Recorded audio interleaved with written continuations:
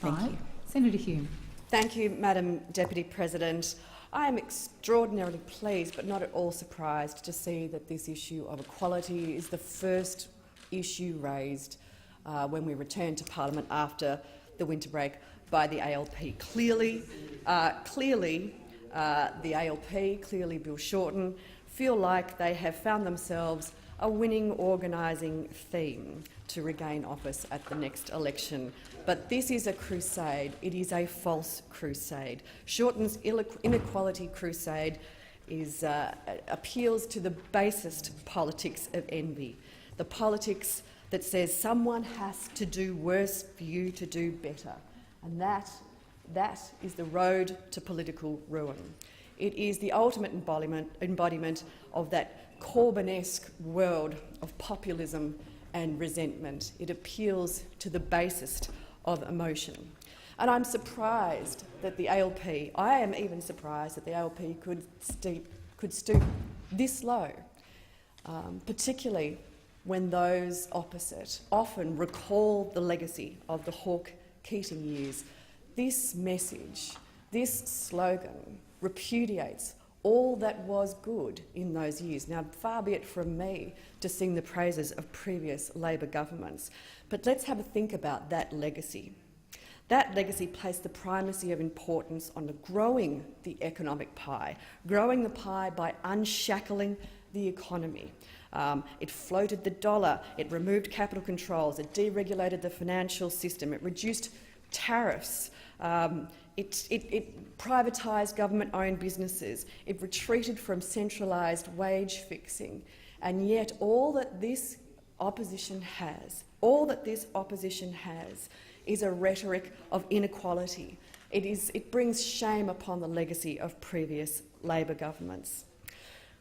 Australia went at that stage from a position of having a high per capita income level, a per capita income level that was around 20th in developed economies, to being in the top 5. It was a remarkable outcome for a reformist ALP government.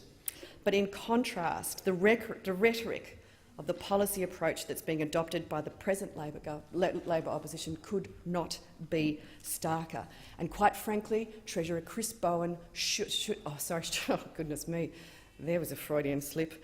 Opposition Treasurer spokesman Chris Bowen should know better. After all, the empirical evidence is perfectly clear. The best way to reduce inequality is to ensure people get jobs, and that is exactly what this government has been doing. 240,000 new jobs in the past financial year alone, 175,000 of those full-time, and more than 700,000 since this government came to power in 2013. Imposing bigger tax burdens on higher income earners and businesses inevitably leads to less investment, less risk-taking, reduced work effort and ultimately fewer jobs. I too am going to mention Roger Wilkins, the Deputy Director of the Melbourne Institute, who was responsible for the Hilda survey.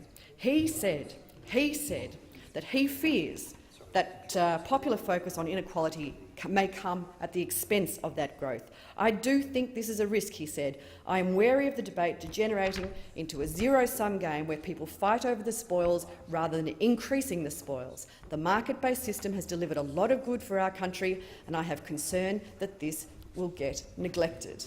And that is exactly what may happen if we let this debate descend into the rhetoric of inequality and the politics of envy. The best way to tackle inequality, we know, is to grow the pie. Don't redistribute it, don't cut it differently, grow the pie. The second way to do it is to ensure that essential services like health, like education and like envy are guaranteed. We create the jobs of the future, nearly 250,000 jobs in the last 12 months. Jobs and growth for the Turnbull government is not a slogan, it is an outcome. And finally, we must consider tackling entrenched disadvantage at the root causes, not by redistributing income, at the root causes, tackling worklessness, tackling homelessness, tackling drug and alcohol addiction, tackling domestic violence, abuse and neglect, because these are the issues that this government is focused on as the better path out of poverty traps, that entrenched impoverishment. Prioritising redistribution over growth is shallow populism and a form and quite to be expected from an opposition that is devoid of ideas. Thank you, Senator Hume. Your time has